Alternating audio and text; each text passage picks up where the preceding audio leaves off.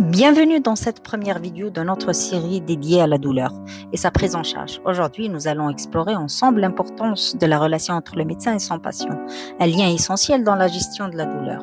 Un exemple emblématique de cette relation est capturé par le célèbre tableau de Dr. de Sierlik-Feltz, peint en 1887. Ce tableau représente un médecin victorien lors d'une visite à domicile veillant sur un enfant malade. Il illustre parfaitement le rôle du médecin, non seulement en tant que guérisseur, mais aussi en tant que figure de soutien, d'empathie et de présence. Avant de prolonger dans les aspects plus techniques du traitement de la douleur, il est important de comprendre la base de toute interaction médicale. La relation entre le médecin et son patient, ce n'est pas simplement un échange d'informations, mais une connexion humaine profonde. Cette relation joue un rôle crucial dans la gestion de la douleur, parfois bien au-delà des traitements que nous prescrivons. Dans le tableau de The Doctor de Sierlik-Feltz, le médecin est représenté comme une figure centrale, observant attentivement l'enfant. À l'arrière-plan, les parents impuissants sont marginalisés au second plan. Ce tableau, bien concret, dans une époque différente, résonne encore aujourd'hui dans notre manière d'aborder la médecine. Il souligne l'importance de l'empathie et de l'attention. La simple présence du médecin peut parfois suffire à apaiser les angoisses. Le médecin vêtu d'habits sombres symbolise la figure de l'autorité et de la bienveillance. Sa posture attentive, son regard intense montre son engagement total et son souci pour la vie de l'enfant. Ce médecin n'est pas seulement un professionnel qui applique des traitements, mais un être humain profondément impliqué dans la souffrance de son patient.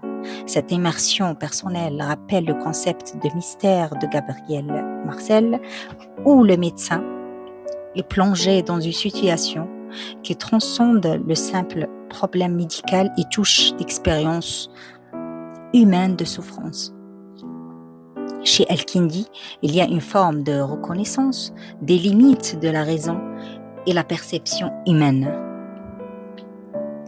Bien que les avancées médicales aient transformé notre manière de traiter la douleur, ce lien humain reste fondamental. Le patient ne cherche pas seulement un traitement, il cherche à être compris, entendu et surtout à sentir qu'il n'est pas seul dans son combat contre la douleur. La douleur, qu'elle soit physique ou émotionnelle, est une expérience personnelle et subjective. En tant que médecin, notre rôle va bien au-delà du diagnostic et de la prescription.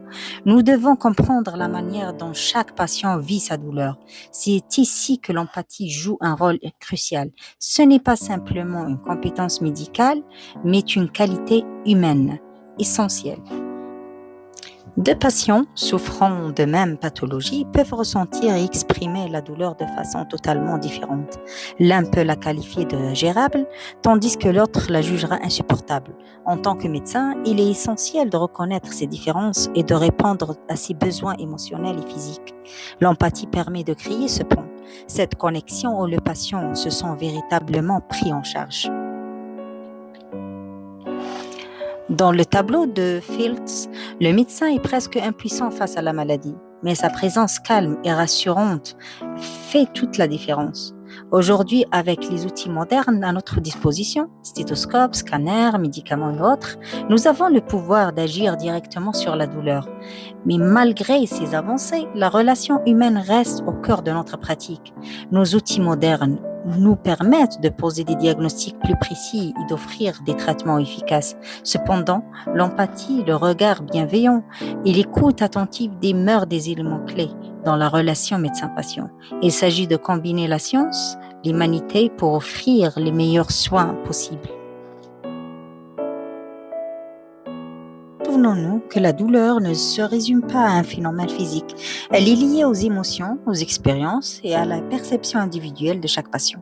C'est pourquoi la relation entre le médecin et son patient est si importante. C'est dans cette connexion que commence la véritable prise en charge de la douleur. Dans la prochaine vidéo, nous approfondirons les mécanismes de la douleur dans le corps humain et explorons comment elle se manifeste à différents niveaux. Merci d'avoir suivi cette première partie et à très bientôt.